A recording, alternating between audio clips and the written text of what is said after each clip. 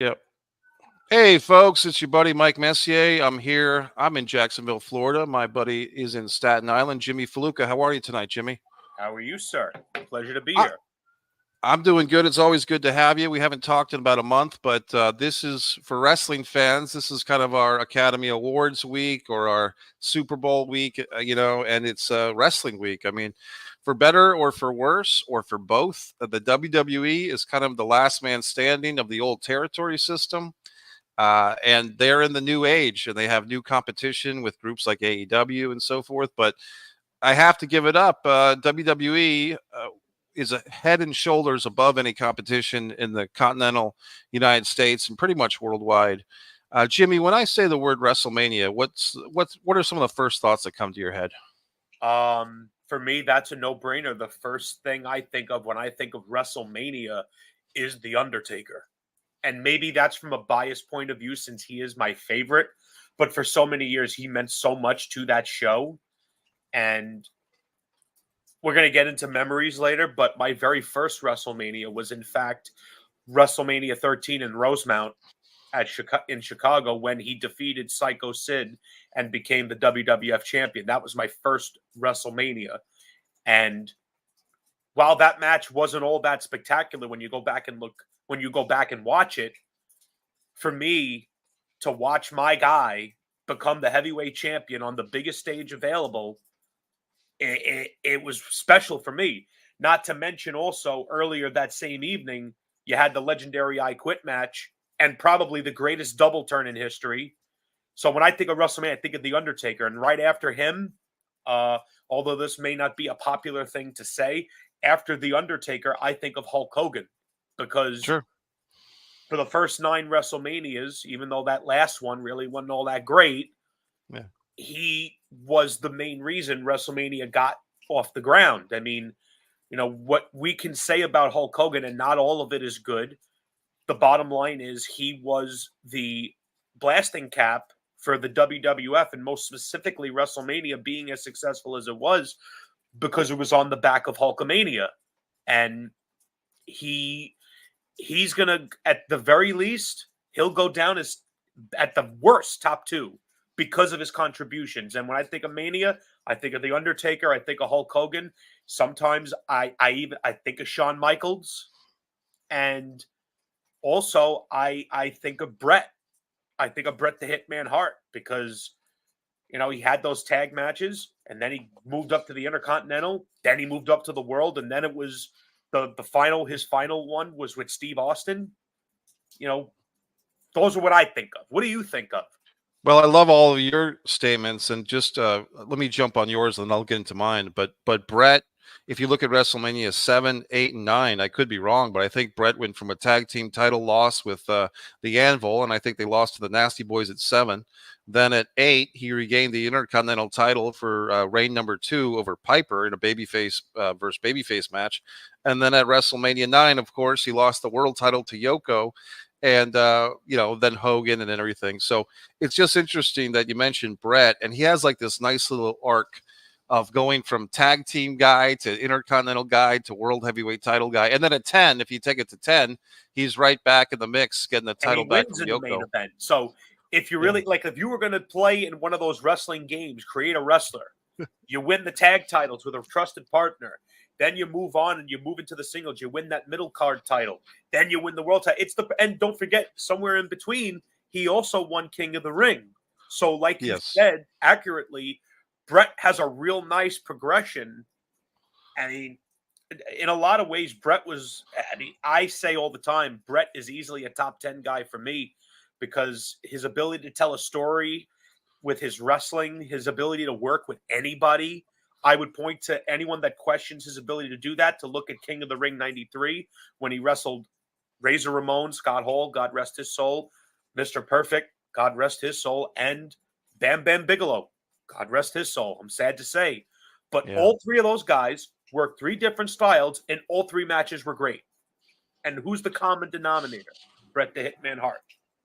Yeah, and it's interesting with something like WrestleMania. You asked me what I think of, and it's interesting. I was thinking about WrestleMania today. I went back and watched on Peacock the WWE kind of made a hype piece for themselves 12 or 15 years ago, the true story of WrestleMania.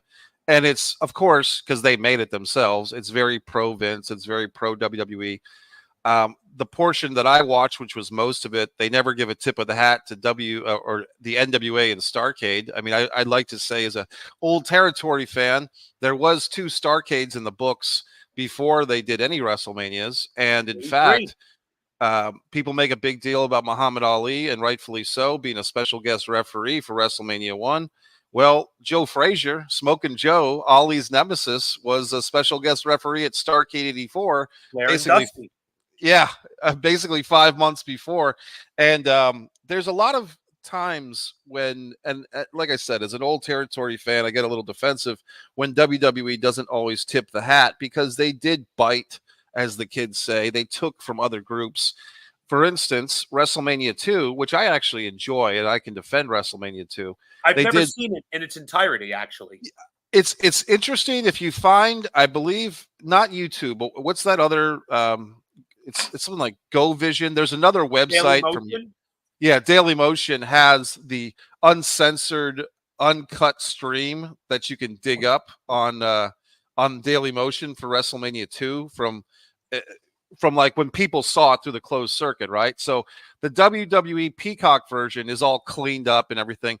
They had a lot of technical glitches that aired in live time that the WWE cleaned up, because there was for our different cities in the same night.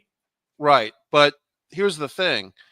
They bit that from NWA. Starrcade 85, which was in November of 85, WrestleMania 2 is in April of 86. Starrcade 85 did Greensboro Coliseum, where you had Magnum TA versus Tully Blanchard, the I Quit Steel Cage match. One of my favorite matches ever. Yeah, a blood brawl. Yeah. And then in Atlanta, you had Dusty Rhodes challenging Ric Flair for the world title. And they did a thing where the whole night in both 85 and 86, they did the exact same thing in Greensboro, Atlanta. They'd have like a match or two in one venue, shoot over to the other venue. Right. They didn't have all the matches in one spot and then go over to the other spot. I think they went back and forth. I could be wrong on that. But the point is, one thing that WWE has done quite well is they'll take somebody else's idea and they'll improve upon it, right? So without tipping the hat. And exactly. And the thing is, they won. I mean, they Jim Crockett Promotions is out of business. And the remains of WCW, what became WCW, Vince bought it. So you could think they could tip the hat because they've already won. You know what I mean? It doesn't take much to do that. And honestly, what that does by doing that is it shows that you're an honest company. Right. That's really what it does. If anything, it puts them in an even better light that, hey, listen, we won the war, but we have no shame in admitting, yeah, the idea came from that. But what's better? Innovating an idea or bringing out the best version of it? I mean, I guess you could look at it from two different perspectives. Here's a question for you, buddy. You think we ever see that again? I think this is what I've been thinking. I don't know if they would do 3 locations in one night. I think this is a big positive. I think 2 locations over 2 nights. The first night's from New York, the second night's from LA, the first night's from Orlando, the second night's yeah, you could do a thing where that I could see them doing. Although I could tell you this, having their crew split, they're going to feel it that weekend. They'll feel it that weekend. Let me bring this to the table with WWE especially, and I think they've kind of put the kibosh, at least for the last couple of years, I could be wrong, on some of this NXT global expansion. They were going to do an NXT Japan and NXT Europe. I think some of that's been talk about that. I think they reined it in during the pandemic because it just got to be too much. So now they're just channeling everybody to Full Sail University and Orlando. But my thought is, if they wanted to add a third night to WrestleMania, you could just have an NXT WrestleMania night on Friday. Have an NXT takeover event, right? But you could call it NXT WrestleMania. You know, I mean, they could if they wanted to. And they could. I don't know if you've been paying attention. I mean, I haven't been watching their shows live, but I read what's going on, and they have quite a hot hand with one of their top feuds with Carmelo Hayes and Trick Williams. They were a tag team. They were united, and then as usually happens in pro wrestling, one partner betrays the other. But both guys, first of all, they look great, they speak well, and they work well. They both had NXT championship matches with the current champion Dragunov, Right. and both matches were good, like really good. And I haven't sat and watched NXT in a while because, as we discussed previously, I kind of got tired of getting behind these guys, seeing them get called up, and then Vince gets his hands on them and just doesn't know what to do with them because he doesn't understand them. Right. But these guys are actually really good, and I'm like, okay, now that maybe the guys of Vince is not there anymore, maybe these guys have an opportunity to succeed, because what you would see is you would see guys get over on NXT doing certain things, and then they would come up to the main roster, and then those things would be completely absent, which to me is exceptionally counterproductive, because why wouldn't you use what got the guy over to begin with? You know? Yeah. I think what we're going to hear more and more with the shoot interviews and stuff like that is a trickle of revelations from people that, you know, leave the company or get fired or whatever, of really horrible Vince stories of basically the last 4, 5, 6 years, Vince Jr. losing his mind and still having the position of power. And if you look back at, you know, the Stephanie playing the in and out game and all that stuff. So I think you could be onto something. And just on the NXT thing for just a second, I do go to these NXT house shows. Oddly enough, I go to the NXT house shows, but I don't watch the weekly programs. And it's just interesting to see the fans, you know, especially young families, like people with kids and stuff, and they're chanting, "Whoop that trick, whoop that trick." And I feel like saying, hey, folks, do you realize that when you say whoop that trick, it's basically a reference to Hustle and Flow, where it's about a pimp slapping around a slapping around a prostitute. But I mean, Jesus. don't let me stop everybody from having a good time. No. But They all say it. They all say it when the music hits. Like every single person, from kids to adults. But let's not let the facts get in the way of a good time, right, Mike? Yeah, exactly. Let's bring the kids. But chant "Whoop that trick" in Orlando. just as a little aside, Mikey is aware that as a wrestling fan, I am also a cosplayer. I build costumes and I go to conventions, and I've met wrestlers. I recently just met Paul White, the Big Show. Yep. He was a total gentleman. My sister came to the same convention with me, and she actually met the late, great Bray Wyatt's widow, JoJo. And while we were in line, she waited in line with me because the line was long. She drew a portrait of Paul. And when it was my turn to go up to meet him, she stepped off because she didn't have a ticket. Right. I go up to him. I say hello to him. He guessed I was a Taker fan because I was dressed as Taker.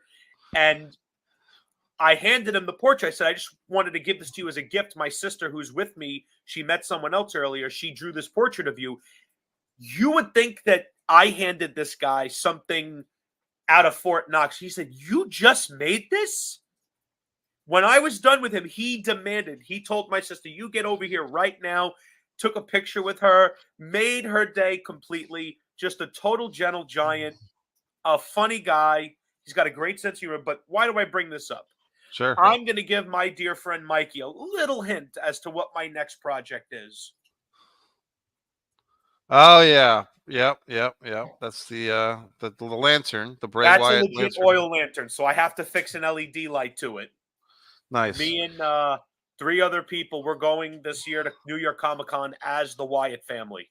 So you got a Brody, you got a Luke I have Harper. a Brody, I have a Rowan, and I have a Strowman. Nice, very nice. It's gonna be fun. And I actually have a little mini speaker that's gonna hang off of my pants. That's gonna be playing the original Wyatt family theme song as we walk through the entire convention. That's great. The way I figure it is, sure, the best way to pay tribute to the man and to the crew is to represent them. And Mike Rotundo goes to a lot of those conventions. He was there last year with DiBiase. If I ever had the pleasure of getting to meet him, it would be an honor to shake his hand. Because even though I would shake his hand not only to offer my condolences, but to recognize him for the great work he did, not just in the first WrestleMania teaming with Barry Windham against Nikolai and the Iron Sheik, but Mike Rotundo, even when he was in the varsity club, was a damn good worker. It was him. It was Rick Steiner, and I believe it was also Kevin Sullivan, right? Kevin Sullivan was the games master. He was like the coach. Yeah. And Rotundo was the top. Captain Mike Rotundo. Right. Captain Mike was like the leader of the guys, and Steiner was the tag along who became a Comedy babyface. guy. And then and they kind of brought in Steve Dr. Death Williams, which was the catalyst Son for of a bitch. yeah, Rick Steiner left because of Williams, and they did bring in Dan Spivey for a cup of coffee too. Really? Spivey was in the crew? Yeah, for about a month. I think it was right after that the Skyscrapers formed. Yeah, it was Teddy Long and Sid Vicious. If you want to see Dan Spivey as a member of the varsity club, he's on the undercard with him and Kevin Sullivan against Eddie Gilbert and Rick Steiner. I think was actually the last match of the Wrestle War 89 pay-per-view where Flair beat Steamboat to regain the title. Flair and Steamboat didn't go on last that was because in Nashville, right? In Nashville. And so you had the Oak Ridge Boys do a terribly long concert on that show, which I'm guessing would not be on Peacock because of the copyrighted music. But the actual pay-per-view ended with Rick Steiner and Eddie Gilbert as baby faces defending the U.S. Tag Team titles against Sullivan and Danny Spivey. And yeah, that did happen. For anyone that's watching, sometimes Mikey and I get into these tangents on the NWA because we just, as much as we are fans of the old school WWF, we also appreciated what the NWA brought to the table, which was great wrestling, great characters, long-term storytelling. Anyone that was watching those shows, and I unfortunately wasn't alive for some of them, but I made it my business to watch them. So I've seen all three matches that Flair and Steamboat had in '89, which were groundbreaking. I saw the matches with Ric Flair and Terry Funk, which were groundbreaking. I even had the pleasure of getting to watch the first Starrcade. I've seen it in its entirety, including the main event, which was the steel cage match with Harley Race versus Ric Flair, and I think Gene Kiniski was the referee. Yeah, one of the worst referee jobs of all time. Gene Kiniski kind of went out of his way to put himself over as the referee and so forth. Let's get back to our topic of WrestleMania, Jimmy. Sure. So you said that your first WrestleMania was 13. I will say this: the first WrestleMania I watched in live time was going back to WrestleMania 3, and this was on pay-per-view, and this was really exciting. This, from my memory, was really like only the second thing ever my family ordered on pay-per-view. I think the first thing was Ferris Bueller's Day Off as a movie. Okay. And to basically be in this suburban house, and it's basically me and my parents while they were still together. The three of us are watching WrestleMania, and it's basically a 4-hour show from the Pontiac Silverdome. Aesthetically, one of the best things about that show, Jimmy, is you can see day goes into night. And it's a really cool effect when the opening match, I think, was the Can-Am connection of Rick Martel and Tom Zank against Don Morocco and Bob Orton. And it basically feels like daylight. Then as you get to the halfway point of the show, the last match before intermission is Piper versus Adonis and the haircut match. And then like the darkness is settling in, like the sun is setting, right? And by the time you get to Savage and Steamboat and the Killer Bees and Hacksaw Duggan and that second half of the show, and they Jimmy, they had a 15-minute intermission during the pay-per-view too. Yeah. They actually had a clock on the TV screen that ran for 15 minutes. Yeah. I only know this because I have the entire show on VHS because my dad recorded it when it was happening, and I still have that tape. I have that one and WrestleMania 4 all on VHS happening in real time. So nice. I know exactly what you're talking about. But WrestleMania 3 was very pivotal because it was the biggest venue the WWF had done at that time. Yes. And the main event was either going to make or break Hulk Hogan. And that was all up to the boss. And I'm not talking about Vince McMahon. Right. I'm talking about 7'4", 525 Andre the Giant. Andre, I don't think some of these younger kids understand. When I have discussions about the biggest draws in the history of wrestling, I mention Hogan, of course. I mention Austin, of course. I mention The Rock, of course. But I also put Andre on that level because every single place Andre performed in front of, especially in his heyday, sold out. Why? To see the Giant. Because he was the biggest attraction wrestling had seen until Hulk Hogan. But Andre was a spectacular attraction that drew money everywhere he went.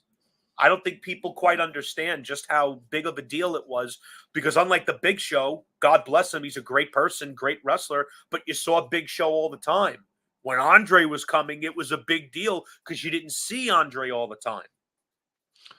Yeah, and the reason for that is because Andre was kind of booked like a touring NWA World Champion, where they would send Andre to World Class to tag team with Kerry Von Erich or Iceman Parsons against the Super Destroyers one night, and then he'd be back in New York to wrestle Big John Studd, and then he'd be in Mid South to wrestle Kamala. And when I was first as a young fan, Jimmy, I remember reading the wrestling magazines, the Apter magazines, the Pro Wrestling Illustrated, and all that. yeah, and there was always pictures of basically three people, three or four. It would be like Harley Race, Ric Flair. They were kind of going back as NWA World Champion, back and forth. Dusty Rhodes and Andre the Giant were like these touring wrestlers. But I was also a WWF fan because that's what was on TV in Northern Virginia. So it seemed like Andre was always there. But then I'm reading the magazine, and Andre's in Texas wrestling the Super Destroyers. Andre's wrestling Kamala in the middle of the Mid-South, and he's in a cage match. Yes, he's in a cage match. He's wrestling in a battle royal in Minneapolis. Andre was everywhere. Andre had his hands in every market because he was smart enough to know, I go there, it's going to be a sellout. So it's and the way, based on what Jim Cornette said in an old interview, the way Vince McMahon Sr. used to work was, let's say, for example, and I'm taking this straight from the interview, let's say that a territory in Tennessee, his top heel was Waldo Von Erich. If Vince Sr. wanted Waldo Von Erich, he was going to get Waldo Von Erich because in New York you could make more money. So he would call them and say, listen, I'm going to need Waldo to start TV September 20th. Can you make him available for me? All right, Vince, no problem. Thank you very much. I'm going to give you an extra week of dates on Andre. And then there's a week of sellouts in the territory. So you worked as a unit. Right. You didn't just rip away all the talent. You took who you needed to get a hot heel, but then you sent someone there so that way their territory stayed hot.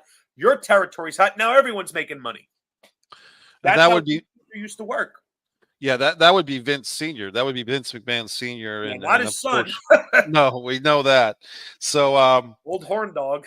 And it's Vince McMahon Jr. is just a guy that he's so embedded into our lives, whether we like it or not. Because if you're a wrestling fan, you know who Vince is. You know who Vince is, and it's just an interesting thing. But talking about some of these character arcs at Mania, Andre the Giant has an interesting character arc. His first WrestleMania against Big John Studd, it's kind of like finally putting some end to this never-ending feud with Big John Studd, the Body Slam Challenge match. Okay, so Andre kind of wins that, and he's not even in the top match or even the second match of the card. That's Hogan and Mr. T and Wendy Richter and Leilani Kai. And then you go to WrestleMania 2, and it kind of feels like WrestleMania 2, Jimmy, the whole battle royal in Chicago with the football players and the wrestlers, and I don't know if you know this, but Bruno Sammartino and Pedro Morales are actually in that WrestleMania 2 battle royal with the football players. Yeah. I did not know that. Yeah. I thought Bruno was gone. Bruno actually wrestled one WrestleMania match. He wrestled at WrestleMania 2 Battle Royal. Him and Pedro Morales are in this thing. And wow. So then Andre wins that Battle Royal. Interestingly enough, the last guy that he eliminated was Bret the Hitman Hart. Bret the Hitman Hart. He threw him right onto Jim Neidhart. Right. So another little seed, another seed of WrestleMania futures is planted with Bret Hart there. And then Andre gets to WrestleMania 3, and it's like, okay, now it's the time for this torch to be passed. Here is one thing that, as a fan at the time that can still remember this stuff, for a couple of years, there was always this thing with WWF called the big lie, that every year they had to tell you some huge lie and get away with it. So for WrestleMania 3, the big lie, well, I'll give you first the big lie at WrestleMania 1. In the promotion leading up to it, it was, you got to come see this event at closed circuit television, because if you don't watch it on closed circuit TV, you'll never see any of these matches ever. They'll never be on cable television. They'll never be on network television. You have to come the day of the event, March 31st, 1985, find a closed circuit. It's your only chance to see these matches. That was the hook. That was the hook. And basically, by that summer, the whole thing was on VHS videotape for everybody to enjoy. So WrestleMania. What was the big lie for WrestleMania 2? I'm trying to remember what the 2 was. That's a good one. Then let's just get into the lie for 3. Bigger, better, badder. The lie for 3 was Hulk Hogan, for the very first time, Hulk Hogan will be wrestling Andre the Giant for the WWF World Title. Which they wrestled in Shea Stadium and plenty of other times. Right. So here's himself has alluded to that for like 3 years, Andre just kicked his ass every time they wrestled. Yeah. So basically, the way that they worded the sentence is you kind of had an out clause, because you say they could claim, hey, we're just saying they've never wrestled for the WWF World Title before. But in some circumstances, it seemed pretty clear that they were alluding that these two guys have never wrestled each other, period, which they had done, as you said, all over the place. There was a little faux pas at WrestleMania 4, by the way, where the WWF magazine was on the newsstands 2 or 3 days before WrestleMania took place. And they had Randy Savage on the cover of the magazine listed as the new WWF World Heavyweight Champion, Macho Man Randy Savage. And this is the magazine's on the newsstands 2 or 3 days before WrestleMania 4 takes place. So WrestleMania 4 is one of my favorites, and it's for a very selfish reason. It was the Macho Man show, because Macho had 4 different matches, and while they weren't all spectacular, how could you not get behind that guy? It's right. To me, Savage, I don't know where you stand with this, but I was having a conversation with a very dear friend of mine not too long ago, and we both agreed Savage was the perfect, he was the most complete pro wrestler ever. And my argument for that is this. You need him to be a heel, he could be a heel. You need him to be a babyface, he could do it. You need him to be technical, he could do it. You need him to do aerial tactics, he could do it. You need him to talk, he could do it. There was nothing Savage couldn't. And the most important, you need him to draw money, Savage will draw money. So Savage could do it all. There was nothing Savage couldn't do.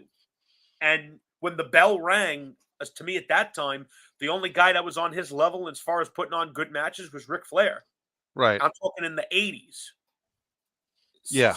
Savage, Flair, Steamboat, that group of guys, Savage was up there with them as far as I'm concerned. And I don't care that his match with Steamboat was rehearsed. They executed everything when the bell rang perfectly. Well, if you take a look at those 3 guys, basically you have Steamboat and Savage at WrestleMania 3, Flair and Steamboat with all their WCW, NWA pay-per-view matches. 89, yes. And then you have Savage and Flair. They headlined pay-per-view. WrestleMania 8. Right, WrestleMania 8. And me was one of the best matches I ever saw. Like, if I ever did a top 10 greatest WWF title matches, that Savage Flair match is on it. Like, I never get tired of that match, and everything about it, whether it's Flair wearing the red, which alluded to the fact that he was gonna get color that night, or whether it's Savage wearing the black and gold, looking badass and everything, and how Savage, I don't know what it is about Savage, but he always made you believe he wanted to murder the guy he was in the ring with, whether it was Jake the Snake, whether it was Ric Flair, whether it was Hulk Hogan, he made you believe he hated that guy. You felt it. And that just speaks to Savage's skill as a professional. And their match at WrestleMania 8, I don't know who thought that putting them on before Sid and Hogan was a smart idea, because let me tell you something. As big of a star as Hogan was, That match with Sid completely shit the bed. Completely shit the bed. They should have closed that night out with Savage and Flair. The title should have been the main event. And if we're going to really break it down to brass tacks, the main event of WrestleMania 8 should have been Ric Flair versus Hulk Hogan. I don't know who made that decision to completely deviate from that. Because if you remember, after Flair won the Rumble, there was a press conference to decide who the number one challenger was, and Jack Tunney named Hulk Hogan. And the truth of the matter is, as much as I prefer Savage to Hogan, that was the match to do. Because it was the biggest star of the NWA, the biggest star of the WWF, the biggest prize available, the biggest stage available. How do you not do it? I've heard the story a few different ways, and I will actually give them a little bit of an out because Hogan was going to take some time off. The whole big steroid thing that was burgeoning, right? Hogan wanted to go on ice for a while, wanted to go on the shelf for a while. So they couldn't exactly have Hogan come in and beat Flair for the title and then have Hogan go away. And then it's like, are you going to have Flair beat Hogan? Because if you do that, that's basically saying, yeah, the smart fans, the Meltzer fans are right that the NWA's best guy is better than our best guy. Let's say I go along with your line of thinking. Then if Hogan knew he was going to go away, then the main event still should have been Savage and Flair. Because right. If Hulk's going to go away, the last image should be your WWF champion who's going to be wrestling the next day. But that's neither here nor there. I'll say this. Let me just finish on that one. Sometimes when they have like the title match or a big match halfway through the show, it doesn't bother me so much because I kind of feel that Flair and Savage, the crowd might have peaked with them. And by the time you get around to Hogan and Sid after watching the Bushwhackers in an 8-man tag team match with the Repo Man or the Beverly Brothers, by the time you get around to that stuff, the crowd's half dead anyway. Well, so I understand that perspective, and they're not necessarily wrong. You're not necessarily wrong. The only thing I'm trying to put forth is I believe Savage and Flair deserved that respect of you're headlining. You're in that spot. You're in that marquee spot. You earned it. You belong there because, he's been in the news. But what was CM Punk's biggest gripe? That he never main evented. Got the honor of main eventing WrestleMania. Did he wrestle The Undertaker? Yeah, he did. In the middle of the card. Did he wrestle for the WWE title? Yeah, he did. In the middle of the card. He wanted to have that marquee spot so that he could become a bigger draw. Because when that spotlight is put on you, if you're good, you become a draw. If you're not, the spotlight's put on you and it dims away. You want proof? Look at The Miz. He main evented one WrestleMania, never again. Why? Because he didn't belong. You want an example of someone that really doesn't belong in that main event spot? The Miz is a great example because he got the main event of WrestleMania and not a single F was given. None. So the reason I say that Flair and Savage deserve to go on last while the crowd may have been tired, I think that Savage, for all his years, deserved to have that honor, and he also deserved to get that main event payout because you know as well as I do, the guys that go on last make the most money. And Good Savage point. deserved that Hogan payout. That's just me speaking as a Savage fan, so there is definitely bias there. Well, let me go with this Savage thing for a second because once again with these arcs, if you take a look at Savage, WrestleMania 2, he defends against George Steele in New York.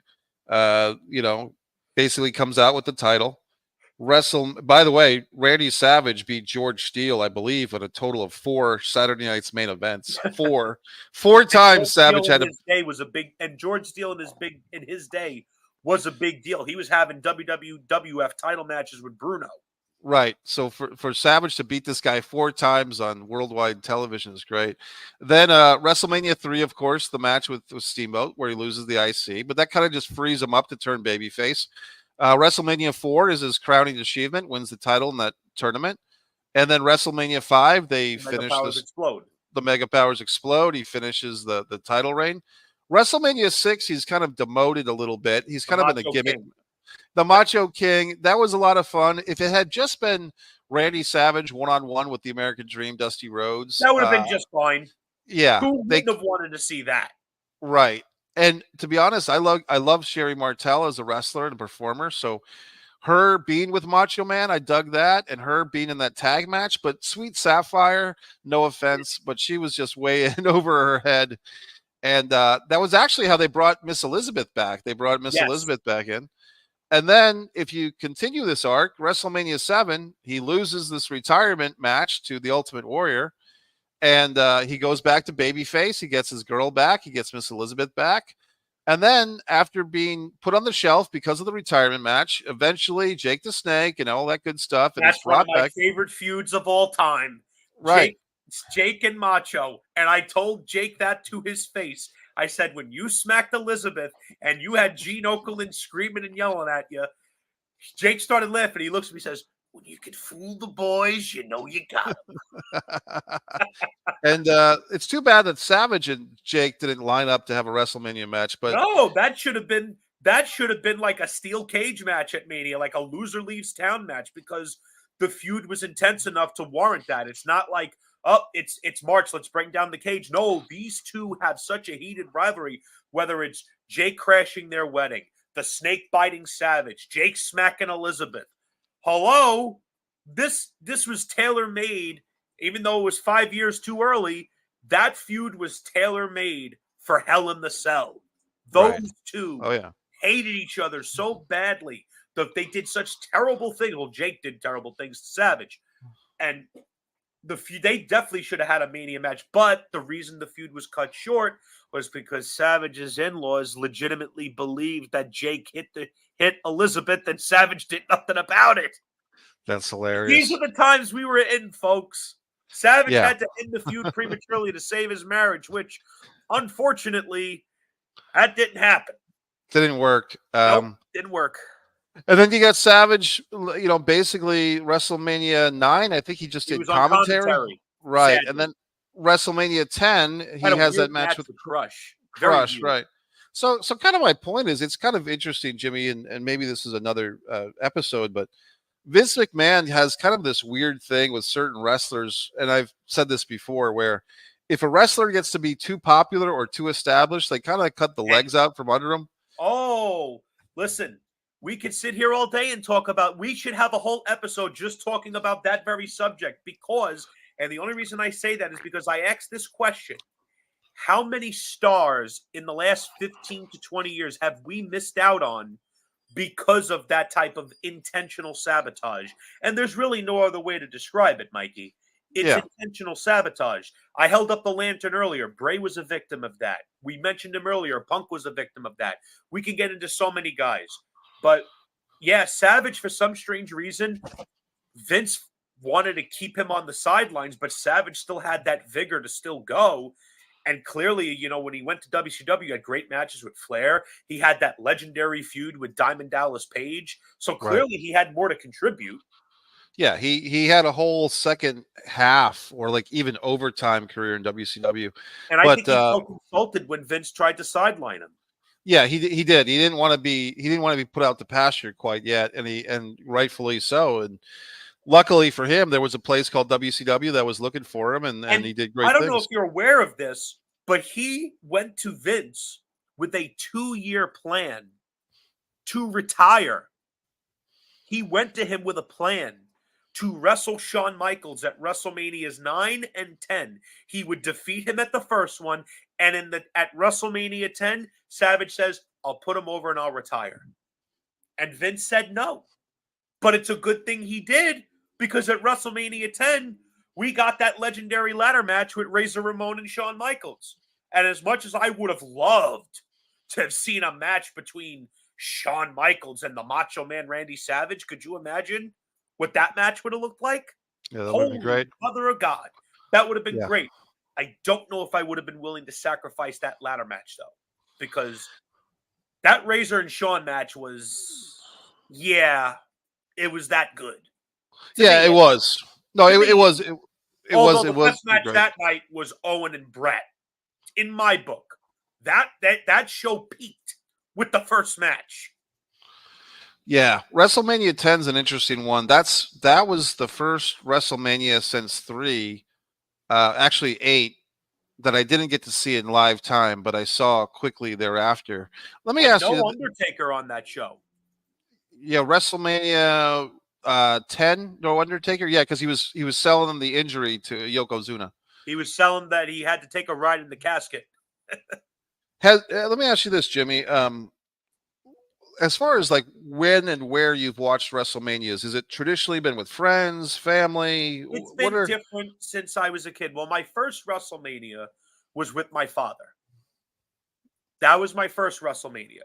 My second WrestleMania was WrestleMania 14. It was with both my father and my sister because at that time she had become a fan. WrestleMania 15, I really don't remember. WrestleMania 2000 was by myself. I watched it by myself. Matter of fact, if I remember correctly, WrestleMania 2000, there was a show called WrestleMania All Day Long where they chronicled all the WrestleManias. yeah, And yeah. my parents at that time, they decided to get that. I didn't even know that it was even going to be on. My father said, listen, do not touch that VCR. I'm recording something for you. And it was WrestleMania All Day Long, and it was awesome. WrestleMania 17, I watched with my friend Steve, who Okay. I used to live next door with them. When Stone Cold Steve Austin turned and joined with Vince, both of us were like, what did we just see? Right. I hated it. I hated it because I did not like seeing Stone Cold with Vince. I felt like that was something that should have never happened. And JR put it perfectly. It's like turning John Wayne into a Nazi general. Who's going to buy it? Right. WrestleMania 18, I watched in my basement. WrestleMania 19, I don't remember. WrestleMania 20, me and my sister watched that together because that was a special WrestleMania for me because that was when the biker died and the dead man rose. And when I heard Paul Bear's voice over the loudspeaker, Mikey, let me tell you something. I don't lose my shit often. Pardon my French, folks. Right. But when I heard that, oh, yes, I lost it. Because as a child, I watched these two come out every week. Tombstone, put them in a body bag, carry them off into the darkness. That was my escape. So when I saw Paul, I said, are we going to see the gray gloves? Are we going to see the boot covers? Are we going to see...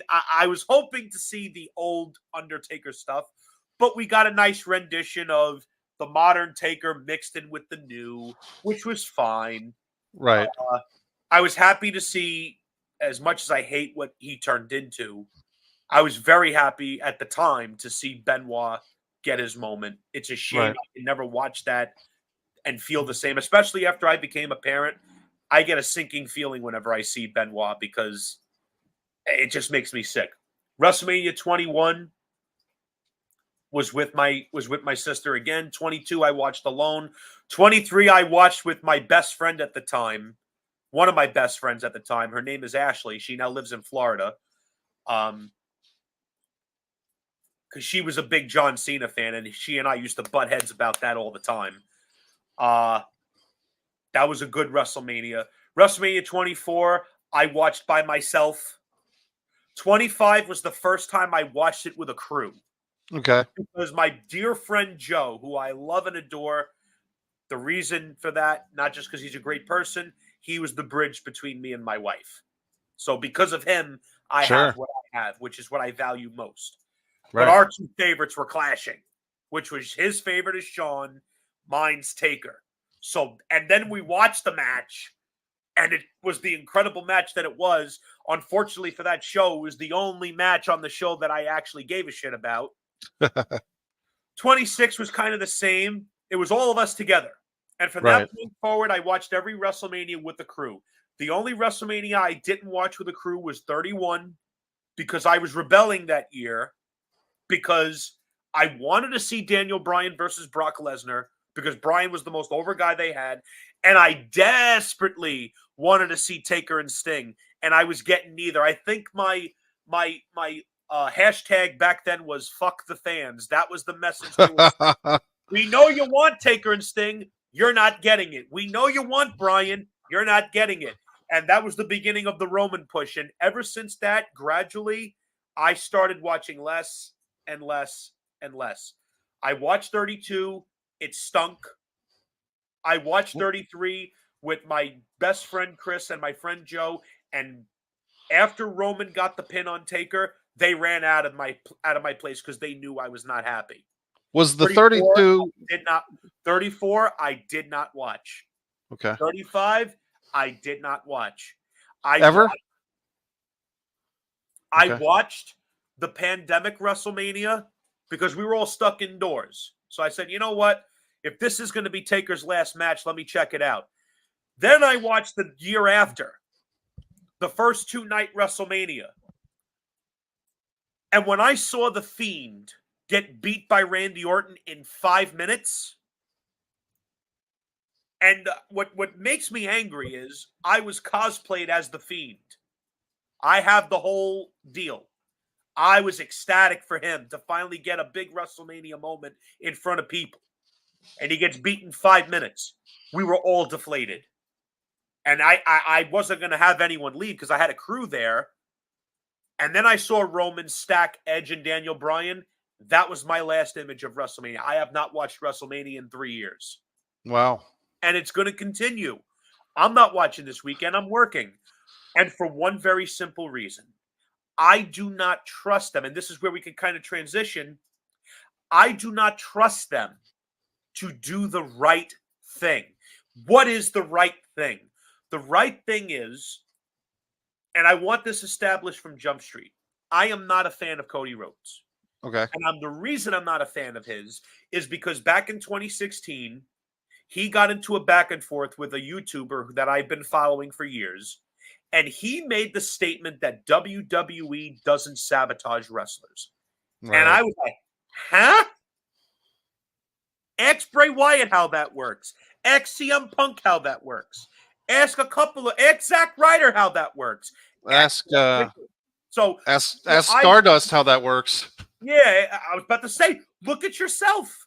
Because Right. he said to my friend, Vince didn't see world champ in me, but that's not holding me back. Of course it is.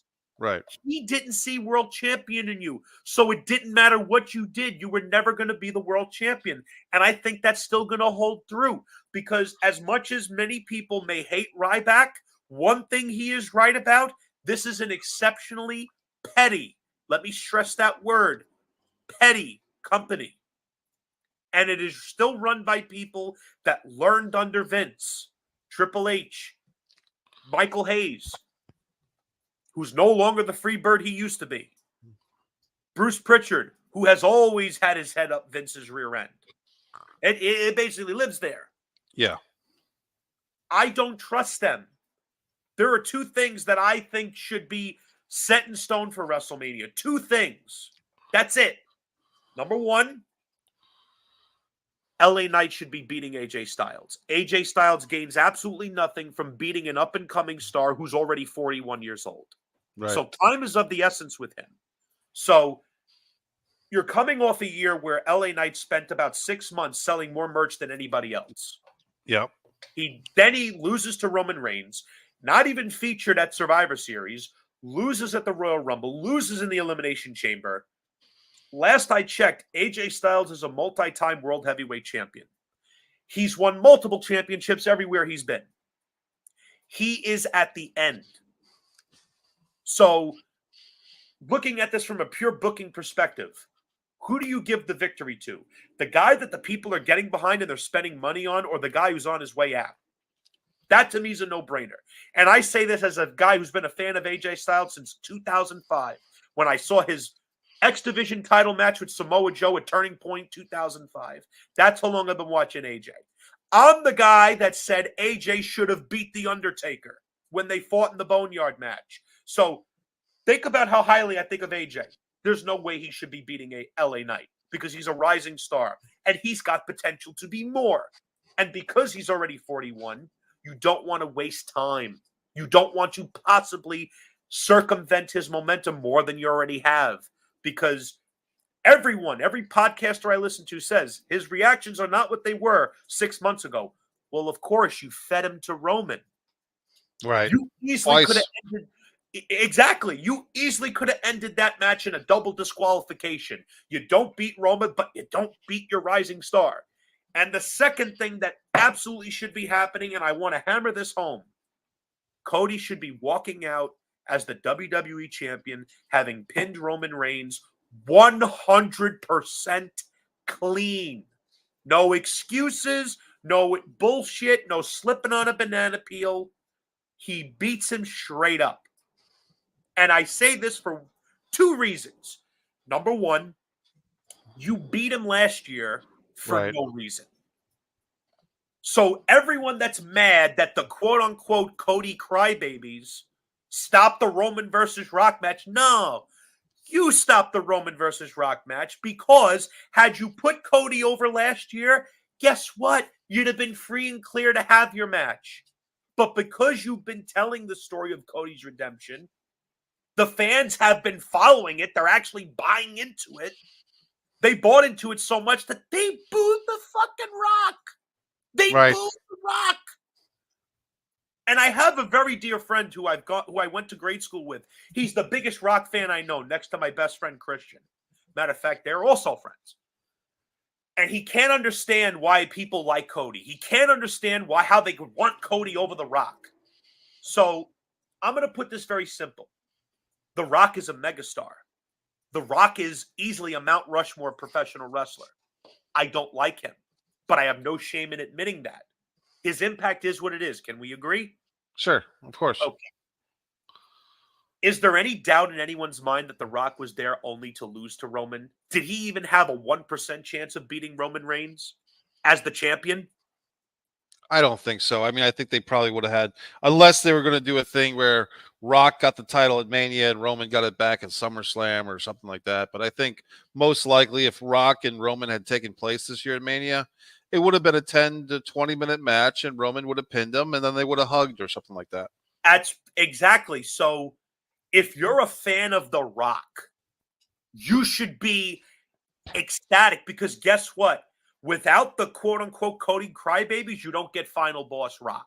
That character never takes shape. And I got news for you. More than likely, The Rock is pinning Cody in that tag match. More than likely, that is probably what's going to happen. So, if you're a fan of The Rock, your guy just went from having a surefire loss to a Samoan who, quite frankly, is not on his level. No matter how Roman could hold the belt another 5 years, he's not The Right. Rock. He's not The Rock. No matter how much they force and shove and cram, he's not. Yeah. He's not. He never will be. And the reason for that is because they do record business whether he's there or not. Survivor Series did the biggest gate in the history of their company, and he wasn't on the card. So The Rock went from a surefire loss to possibly getting a big win. So if Cody loses again, which is very likely, Right. he's done. Like as a top babyface, you could forget it. You're basically, you know the old saying, killing the territory? Yep. You're killing your top babyface if you do that. Because he lost last year, spent the whole year trying to get back, wins the Rumble, gives up his shot willingly, Right. and he looks so bad when he did that. Like, he's very fortunate that the backlash was what it was. Cody's very fortunate because if it wasn't, people would have never taken him seriously at that level again. You know as well as I do that in pro wrestling, perception is reality. Right. And Cody's perception was that of you just willingly gave up your spot because this guy's a much bigger star than you, but he's still going to lose. You just handed your You balls to this basically guy. you got a lottery ticket and you handed Right. it to a billionaire. Yeah. So That made him look so bad, and because of the backlash, it breathed new life into him. But if memory serves me correctly, he's now gotten his rear end handed to him by The Rock 2 straight weeks. And now yes. he's heading into WrestleMania I feel bad for the people that actually think he's winning. I don't buy it. One of two things is going to happen. And you could take it to the bank. He's either going to lose or he's going to win because of someone. Right. That's what I believe. Now, Mikey, I ask you one question and you can take the floor. Am I wrong for not trusting them? You're not wrong for not trusting them. They've proven, and well, here's the thing, and I'll actually take the devil's advocate and defend the WWE on this one. Here is their chance. Now, I don't know if this is the first or second show that, in theory at least, is 100% Vince McMahon free, right? Vince McMahon Jr. free. Yep. If you've got a new group, Nick Khan, Triple H, The Rock, and whoever else, maybe Heyman, whoever else, are in charge of actually deciding who wins and loses, and if Cody's going to get the belt or Roman's going to keep it, this is their chance to make a statement. And there used to be a thing in wrestling that if there was ever a title, even a regional title that got held up, like the Mid-South title or something like that, and this is kind of why Razor Ramon got the Intercontinental title over Dean Douglas back in '95. The default is you go to a baby face after a vacant title because that makes the fans happy. So even though it's like kind of simplistic thinking, like, okay, we screwed the fans out of Shawn Michaels versus Dean Douglas, but we'll put the belt on Razor. Everybody's kind of happy. I feel like that the WWE 2024 Vince McMahon, Janelle Grant lawsuit up in the air. You've got all these new faces in control, like The Rock, like Nick Khan. In theory, at least, Vince-free decision-making. The default might be, let's have a baby face mania. Let's put that nice shiny belt on Cody. And I do believe at one point the plan was for Roman to beat Bruno's record. I'm leaning towards thinking that they're going to change that and put the belt on Cody. And I'm leaning that if they do something like have Sami Zayn beat Gunther, then that would be another case of these are feel-good match results. WrestleMania 2000 that you mentioned earlier, WrestleMania 16 or WrestleMania 2000, where Triple H won the Four Corners match over Mick Foley, the Big Show, and The Rock. That show really ended on a sour note. That was the first time a heel had won a match at Mania in the main event in maybe ever, right? Unless you count Yokozuna and Brett, but most don't because Hogan walked out with it. But right. I get what you're saying. Yeah, they'd always ended on a baby face with the title walking out of there, one way or the other. So when you think of WrestleMania 2000's kind of overlooked, I thought it was actually kind of entertaining, but it ends on a sour note.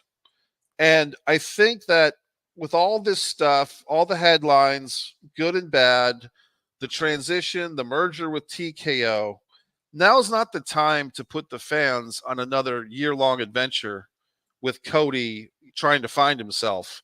And he already did that. He did that with Lesnar, 3 matches, all this other stuff that he did. Now is the time for him to win that title. War Games. Right. He's got to win that title or Jimmy Faluca is correct. They've emasculated him and they've ruined him. We've only got about a minute left, buddy, but I want to get to these questions real quick. We'll have to, and actually this brings me, my buddy Carl actually attended WrestleMania 22. That's one of my favorite WrestleManias. I was going to say real quick, my favorite WrestleMania is 22, 17, and 3. I'll go with those. And this is our buddy AJ. He likes that they're getting to edgier stuff like the whipping. Happy birthday to Carl on Thursday. Congratulations. Carl's in the shadows of Chicago. Like I said, he was there for Cena Triple H, WrestleMania 22. This is what I wanted to talk to you about, and we're going to have to do another show. I got to wrap this up in like 30 seconds, buddy. But I want you to watch this Bray Wyatt doc if you haven't already. It just came out on April 1st. I haven't, but I intend to do so. Let's both watch it at some point over the next week or so, and then we'll do another show and we'll analyze it. And then as a Bray Wyatt aficionado and a family, person who cares about him as a personal level, I'm really interested in that. We got to wrap this things up, buddy, but MikeMessier.com, One Pro Wrestling and Sports Fan YouTube channel, Jimmy in Staten Island, Mike in Jacksonville. Jimmy, last words. You have 10 seconds, buddy. I look forward to our next episode. Thank you, Jimmy. All right, everybody. We'll see you next time. Please share the URL. Good night.